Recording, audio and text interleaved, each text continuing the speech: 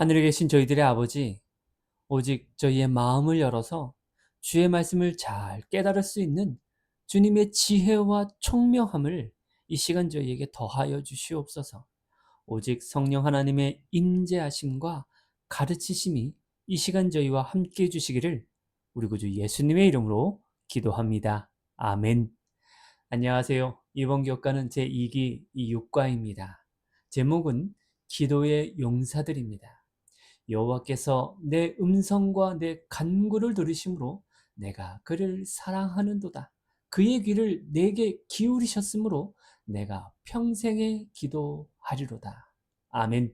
시편 116편 1절과 2절에 있는 말씀입니다. 이번 교과는 다니엘을 통하여 또 에녹을 통하여 또 모세를 통하여 그들이 어떻게 하나님과 대화하며 기도했는지를 공부해 보는 시간을 갖도록 하겠습니다. 먼저 일요일 소지입니다. 일요일 소지는 다니엘입니다. 여러분, 우리 이번 교과는 참 대단한 인물들이 나옵니다. 어찌 보면 우리가 범접할 수 없는 사람일 수 있습니다. 그러나 다니엘을 통해서, 다니엘의 기도를 통하여, 다니엘의 경험을 통하여 우리는 정말 기도가 필요한 사람들입니다. 다니엘서 2장을 통해서 사형 명령이 내렸음에도 불구하고 그 속에서 하나님께 자비를 구하는 다니엘의 기도하는 습관, 기도하는 모습, 그리고 하나님께서 기별을 주셨을 때에 또 하나님께 찬송하는 다니엘의 모습을 통해서 정말 하나님과 동행하고 같이 기도하며 사는 것이 얼마나 큰 기쁨임을 알 수가 있습니다. 또 두 번째는 다니엘서 6장을 통해서요. 다니엘이 생명의 위협 속에서도 기도를 멈추지 않고 결국은 사자굴 속에서 구원을 받는 놀라운 사건이 기록되어져 있습니다. 결국 다니엘서 9장에서는요. 결국 이 다니엘은 이스라엘의 회복을 위한 기도를 하게 되어지죠. 역시 다니엘은 기도의 사람이었습니다. 월요일 소주입니다. 기도의 자세. 우리가 과연 어떻게 기도할 것인가? 기도라는 것은 마치 친구에게 하는 것처럼 하나님께 심정을 펴놓는 것이다. 여러분, 우리가 살다 보면 어려운 일도 있고 환난도 당하고 고난도 당하고 시험을 받을 때가 있습니다. 그리고 어려울 때가 있습니다. 그때 우리 모든 것을 주님께 내어놓을 수 있는 그런 그리스도인, 하나님께 모든 것을 정말 내어서 말할 수 있는 그런 사람이기를 바랍니다. 그래서 우리가 기도했을 때에 오늘 하나님을 선택했음을 아예 공개적으로 선언하는 것과 같다라고 말합니다. 기도라는 것은 결국은 오늘 하나님을 선택했음을 아예 공개적으로 선언하는 것과 같기 때문에요. 여러분들, 우리가 항상 기도하는 저와 여러분 되시길 바랍니다. 그리고 여기 보게 되면 과연 어떻게 기도할 것인가? 물론 여기서 어떤 기도의 어떤 자세보다는 어떤 마음의 상태를 더 중요하게 여기지요. 그럼에도 불구하고 우리는 과연 뭐 무릎을 꿇고 기도할 것인가? 아니면 어떻게 누웠을 때 기도할 것인가? 아니면 걸어가면서 기도할 것인가? 물론 우리는 어느 상황에서든 기도할 수 있습니다. 그럴 때에 이번 교과는 약간 그래도 강조하지는 않지만 그래도 우리의 마음 상태를 나타내는 것은 무릎을 꿇고 기도하는 것이다라는 것을 은연중에 나타내는 것 같습니다. 하지만 저는 개인적으로 제가 이제 기도의 동산에서 기도할 때 항상 저는 좀 누군가가 밖에서 있으면 좀 보지 않습니까? 혹 볼 수도 있지요. 예, 밖에서 기도의 동산에서 기도할 때는요. 그러다 보니까 저는 이상하게 제 성격이 어떤지는 모르지만 좀 남들이 보는 것 같아서 이렇게 무릎 꿇고 기도하지는 않고 그냥 앉아서 기도를 하고 묵상하고 말씀을 읽습니다. 그런데 제 성격은 그렇습니다. 그러나 여러분들은 어떻게 하시는지 몰라도 정말 무릎 꿇고 또 하나님께 우리 모든 것을 내어놓는 분이 분명 계시리라 생각이 되어집니다. 그렇지만 여기서 말한 것은 중요한 것은 어떤 그 외적인 모양보다는 누워있든 걸어가든 어떤 무릎 꿇고 기도하든 앉아서 기도하든 마음의 상태가 중요하다라는 사실이고요. 중요한 것은 하나님과 과연 우리가 기도하고 있는가, 대화하고 있는가라는 것이지요. 화요일소지입니다. 주와 동행하며 대화한 에녹. 예, 여러분 정말 에녹과 동행하고 싶지 않습니까? 저도 정말 에녹이 300년 동안 하나님과 동행해서 하늘로 데려가셨던 것처럼 저도 좀 에녹이 부럽습니다. 저도 좀 하나님과 동행하고 싶습니다. 예, 그럼에도 불구하고 우리 연약한 인간 때문에 가끔가다 하나님을 잊어버릴 때가 있지요. 여기 보게 되면 활동적인 생활 가운데에서도 여기 제가 보겠습니다. 에녹의 모든 것은 동행이죠, 결국. 그러면서 보겠습니다. 활동적인 생활 가운데서도 에녹은 하나님과의 교통을 꿋꿋이 유지하였다. 여러분, 우리 기도를 못할 때 무슨 핑계 됩니까? 좀 바빠서. 그죠? 예.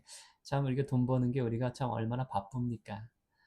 한순간도 쉬지 못하고 움직이지 않습니까? 그렇지만 그런 활동적인 생활 가운데서도 에녹은 하나님과의 교통을 꿋꿋이 유지하였다라고 말합니다. 그래서 그의 일이 더 커지고 더 분주하게 될수록 그는 더 부단히 그리고 간절하게 기도했다라고 말합니다. 한동안 백성 가운데 머물며 교훈과 행실의 모본으로 그들의 유익을 위하여 일한 후에 그는 물러나 하나님만 주실 수 있는 거룩한 지식을 갈망하고 목말라 하며 잠시 한적한 곳에서 지내곤 하였다.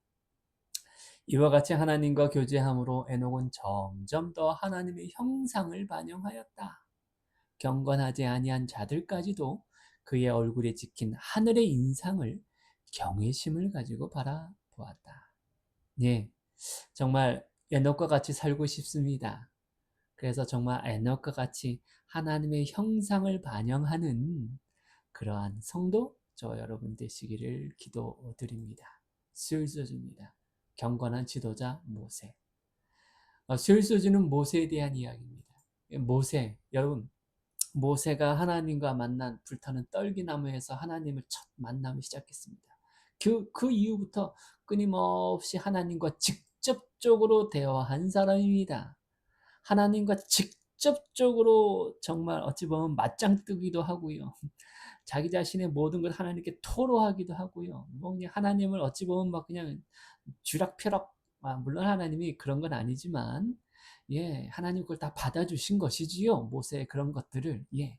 그러면서도 하나님과 정말 스스럼 없이 자기 모든 것을 아, 내어놓고 대화한 사람 중에 하나가 누구다?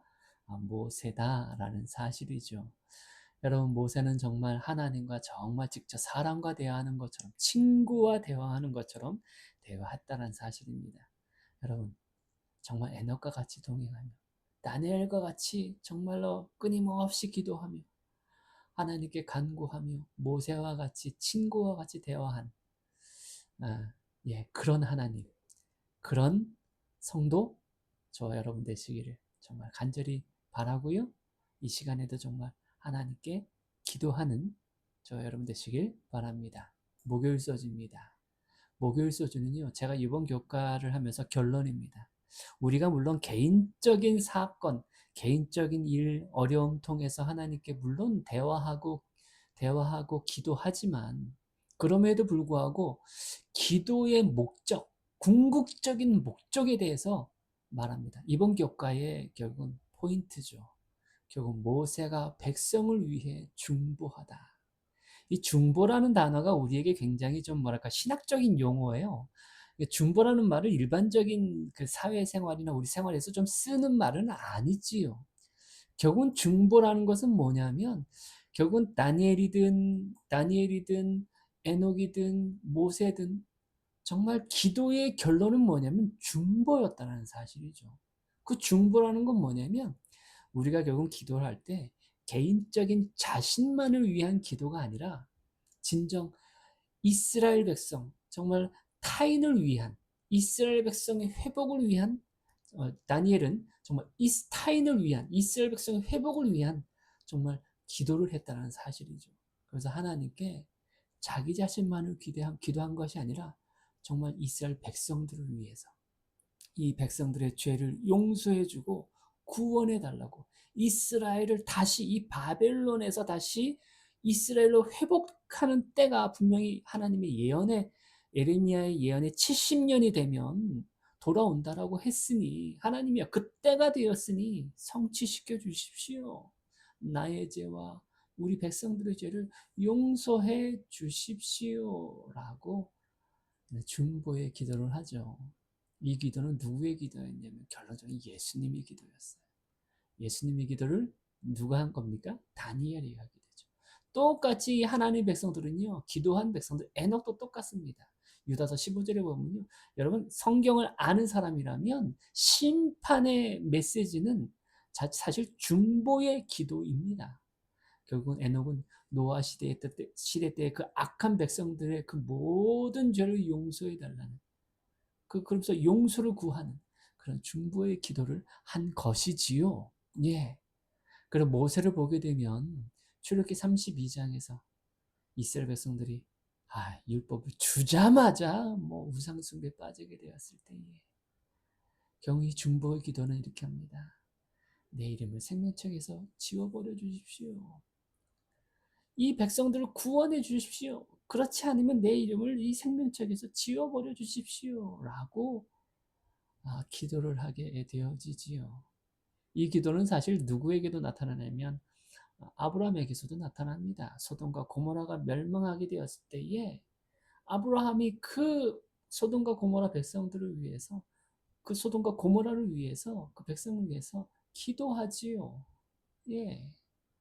여러분, 우리의 모습이 바로 누구의 모습이 되어야 되냐면 바로 이러한 예수님의 모습이 되어야 한다는 사실입니다. 예수님께서 십자가에 달려 돌아가시면서 저들의 죄를 용서해 주십시오. 그들이 알지 못합니다.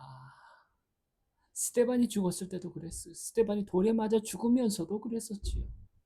여러분, 결국은 이 성도들이 기도의 궁극적인 것은, 우린 사실 개인적인 기도만 하지요. 어찌 보면. 그러나 진정한 하나님의 백성들은 하나님과 대화하는 것뿐만 아니라, 동행하는 것뿐만 아니라 그 모든 기도 속에는 항상 중보의 기도가 있었다라는 사실이지요. 금요일 소식입니다. 마지막입니다. 결국은 하나님은 정말로 우리를 사랑하십니다. 정말로 하나님은 정말 좋으신 하나님이십니다. 우리의 모든 것, 우리의 어려운 점, 우리의 고난, 우리의 모든 근심과 걱정, 이 모든 것들을 다 내어 맡길 수 있으신 분, 그분, 그분에게 우리의 모든 것을 내어놓고 주님과 대화하는, 그래서 에녹과 같이, 또 다니엘과 같이, 또 모세와 같이 하나님과 동행하는 저와 여러분 되시길 바라면서 이번 교과를 마치도록 하겠습니다.